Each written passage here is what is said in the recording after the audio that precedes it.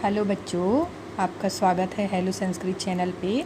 आज हम लोग कक्षा छठवीं की पाठ 2 गावो विश्वस्य मातरः का प्रश्न उत्तर करेंगे। हम लोग इसका पहले अनुवाद पढ़ चुके हैं। अगर आपको इसका अनुवाद समझना है तो आप मेरे पिछले वीडियो में जा कर के इसका अनुवाद देख सकते हैं। ठीक है, आज हम लोग इसका प्रश्न उत्तर करते हैं। देखो, सभी प्रश्नों का उत्तर तो आप लोगों को पाठ में ही मिल जाता है, लेकिन उसको किस तरह से जमा के लिखना है ये आज मैं इसमें बताऊंगी। पहला प्रश्न क्या कह रहा है? गौ कीदृशः पशु अस्ति। गौ मतलब गाय, कीदृशः कैसी, पशु अस्ति मतलब है, गाय कैसी पशु है।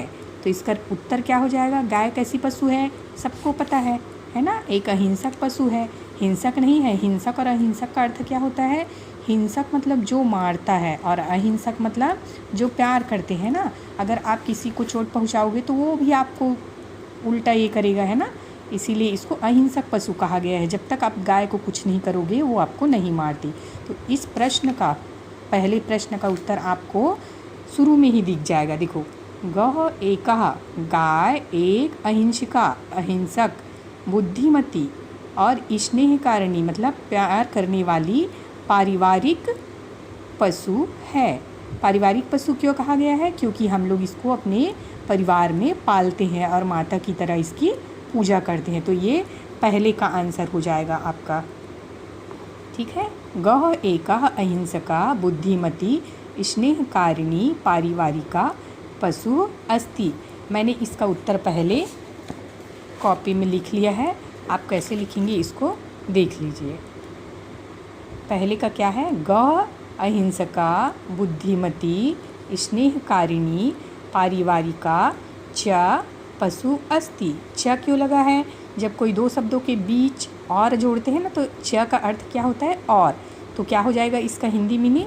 गाय एक अहिंसक, बुद्धिमती, प्यार करने वाली, है ना, और पारिवारिक पशु है। प्रश्न 2 क्या कह रहा है?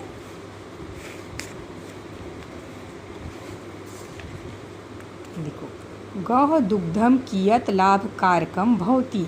गाय का दूध किस प्रकार लाभकारी होता है। तो गाय का दूध कैसे लाभकारी होता है? क्या क्या मिलता है गाय के दूध से? बुद्धि मिलती है, शक्ति मिलती है ना। तो इसका भी आंसर आपको पाठ में ही मिल जाएगा।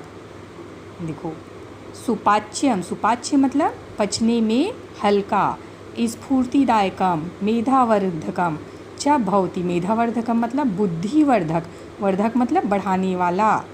सुपाच्य स्फूर्तिदायक और बुद्धि बढ़ाने वाला होता है। तो आप इसका आंसर कैसे लिखेंगे? गौ दुग्धम सुपाच्यम स्फूर्तिदायकम मेधावर्धकम च भवति, है ना। शुरू में आप क्या लिखोगे? गौ दुग्धम मतलब गाय का दूध। उसके बाद ये जो बुक में दिया है सुपाच्यम स्फूर्तिदायकम मेधावर्धकम च भवति। ठीक है, 2 प्रश्न का आंसर हो गया। तीसरा देखो, गोमयस्य उपयोगः केषु केषु कार्येषु भवति। गोमयस्य, गोमयस्य का अर्थ होता है गोबर। ठीक है, गाय का गोबर का उपयोग कौन कौन से कार्य में होता है, मतलब हम गाय के गोबर का उपयोग किस तरह से करते हैं। तो क्या हो जाएगा इसका आंसर? क्या क्या करते हैं? गाय के गोबर से खाद बनाते हैं, है ना। तो इसका आंसर होगा गोमयस्य उपयोगः वयम स्वगृहान। वयम मतलब हम सब, स्वगृहान मतलब अपने घर को, पवित्री कार्य थी। पवित्री कार्य मतलब पवित्र करने में। आप लोग देखे होंगे अपने दादा नानी के गांव में, है ना, मिट्टी के घरों को गोबर से लीपा जाता था। अभी भी जब पूजा होती है तो पहले गोबर से लीपते हैं, फिर वहाँ भगवान की स्थापना करते हैं। तो क्या करते हैं?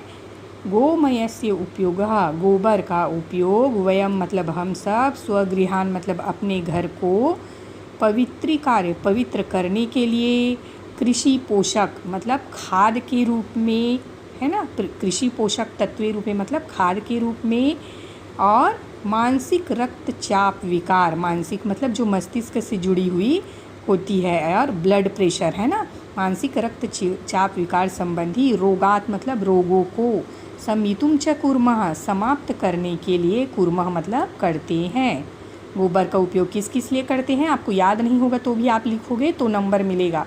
गोमयस्य उपयोगः वयम स्वगृहान, हम सब अपने घर को पवित्रीकारेतु, पवित्र करने के लिए, कृषि पोषक तत्व रूपे मतलब खाद के रूप में, और मानसिक रक्तचाप विकार के रोगों को समितुम मतलब नाश करने के लिए, ठीक करने के लिए करते हैं।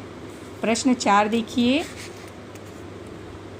कथम गौ विश्वस्य माता अस्ति, गाय को विश्व की माता क्यों कहते हैं, है ना, क्यों कहते हैं गाय को विश्व की माता।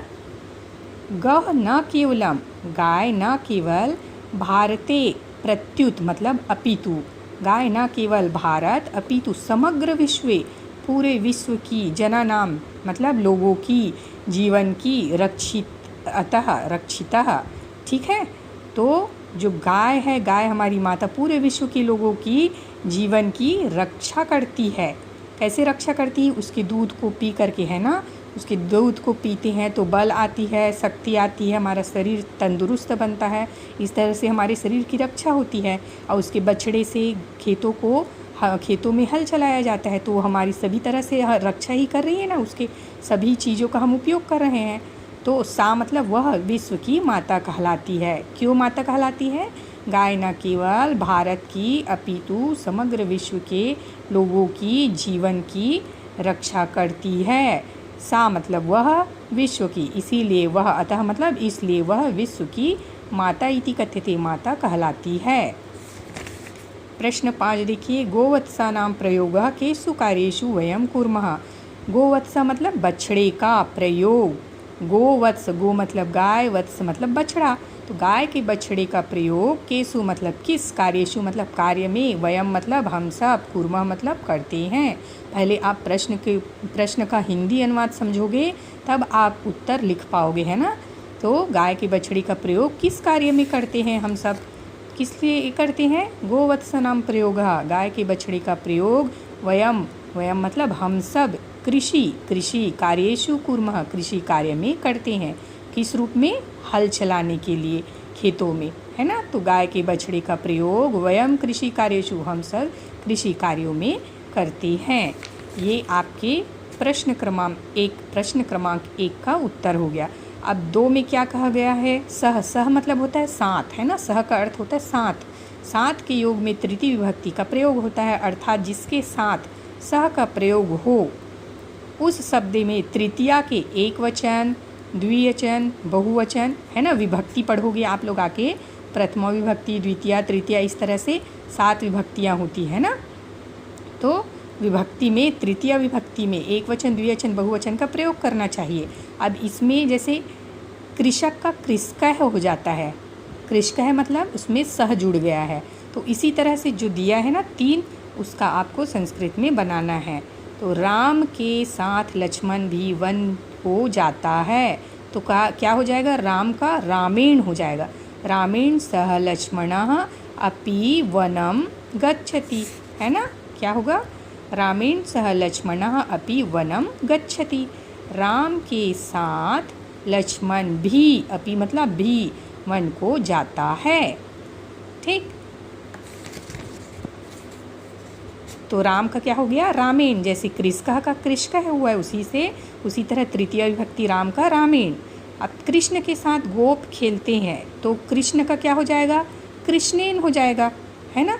तो क्या होगा इसका, कृष्णेन सह गोपा खेलन्ति, कृष्णेन सह गोपा खेलन्ति, कृष्ण के साथ गोपः मतलब ग्वाल, है ना, खेलन्ति मतलब खेलते हैं। किसानों के साथ बैल भी काम करते हैं, किसान को क्या बोला गया है, तृतीय विभक्ति क्या हो जाएगा, कृषकः है ना, यहाँ पे आपको बता ही दिया गया है। तो कृषकः सह, साथ के लिए सह, कृषकः सह वृषभाः अपि कार्य कुर्वन्ति, है ना, किसानों के साथ बैल भी, वृषभा का मीनिंग क्या होता है, बैल भी कार्य करते हैं। इस तरह से आपका पाठ 2 का अनुवाद और प्रश्न उत्तर दोनों कंप्लीट हो चुका है। अब मैं इसके आगे का पाठ आप देखने के लिए आप मेरा वीडियो और देखिएगा बच्चों, और लाइक और सब्सक्राइब ज़रूर करना।